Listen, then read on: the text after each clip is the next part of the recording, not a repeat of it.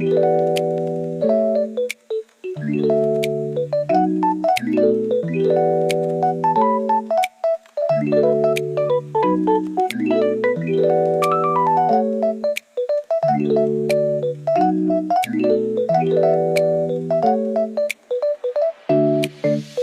up, we have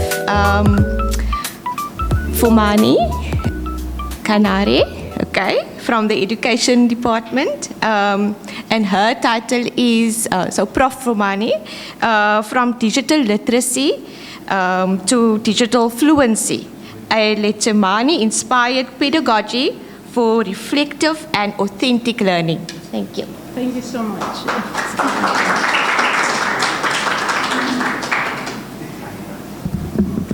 Dumelang, Molweni, Goeiemorgen. Yeah, thank you so much, Program Director. For me, it's really about complementary knowledge systems.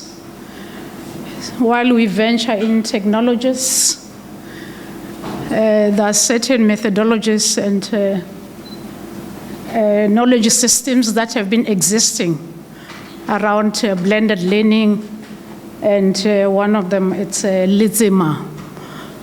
So, can you press on the YouTube? Press on the YouTube. Okay, you can stop in the interest of time. So that is called Lizima.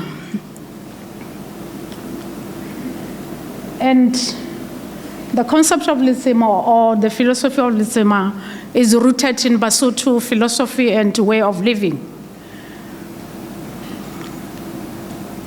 In a simple term, or trying to locate it within the communal philosophy, it emphasizes communal effort. And this is shown through culture expression. It's a collective strength. It emphasizes shared labor activities.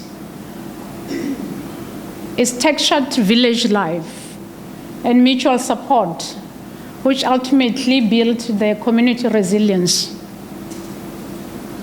So while it's in my pedagogy, the issue of digital literacies, it came as a complex to other people, and still a complex issue, because I argue that we still want to use certain methodologies and philosophies that are heavily drawn on the Western perspective to teach this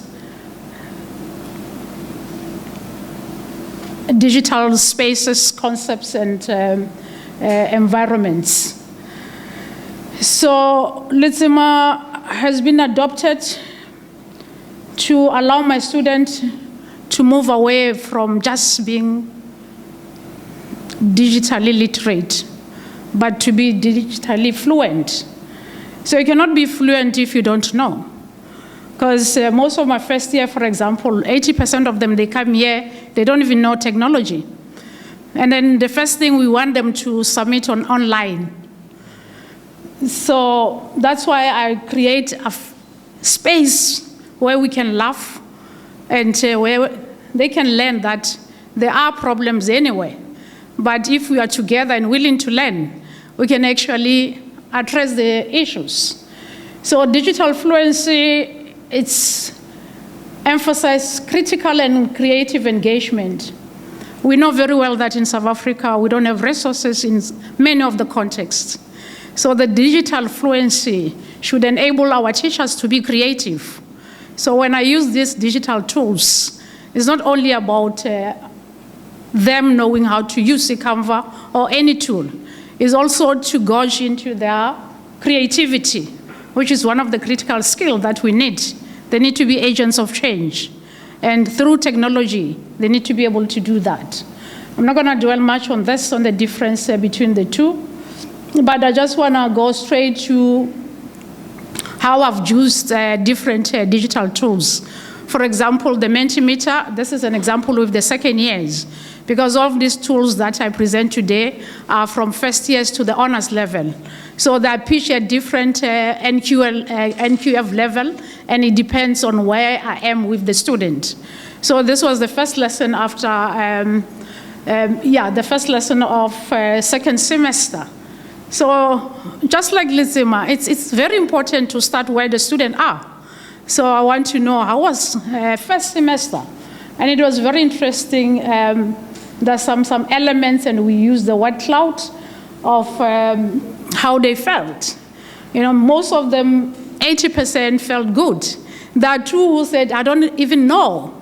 Okay, I don't even know. One said the lecture was on time. So it's very important that they acknowledge even when we're on time. So it was not more about them, okay? So the Mentimeter and the word cloud became a space just to help them to reflect. And this was live in classes so they can interact and participate in live participation, okay?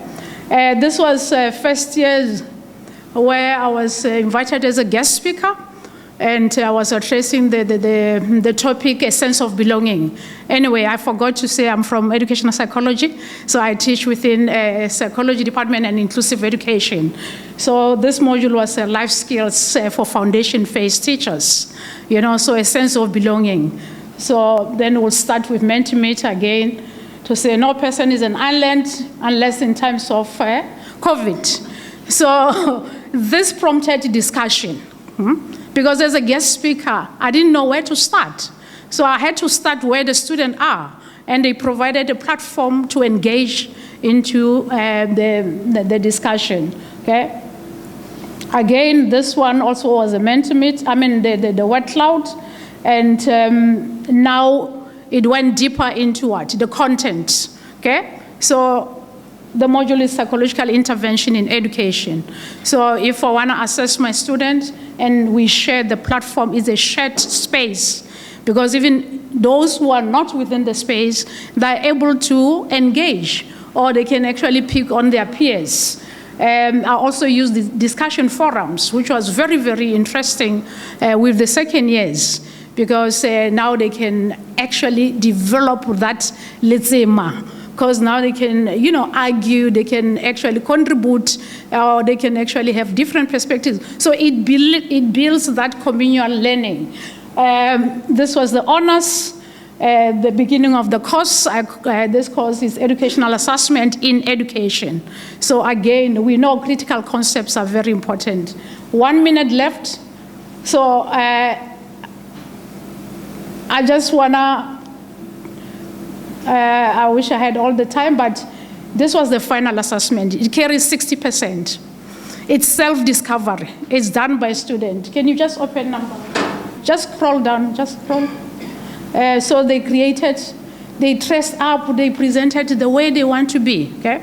These are the PGC students. So I remember a student-led approach. I didn't teach them about the slide because they're PGCE. So I acknowledge that they got prior knowledge, and they used some of the technologies that I didn't know, okay? One of the challenges in wrapping up, it's the external examiner was so happy. But in-house, I was told these marks are too high. Because we still have that thinking that our students are not good enough. I was told to reduce. I refused. I'm like, go and test my student and check what they have produced. So that is still a challenge. We want them to excel and they master technology, but we need to be aware of the systematic barriers. Thank you very much.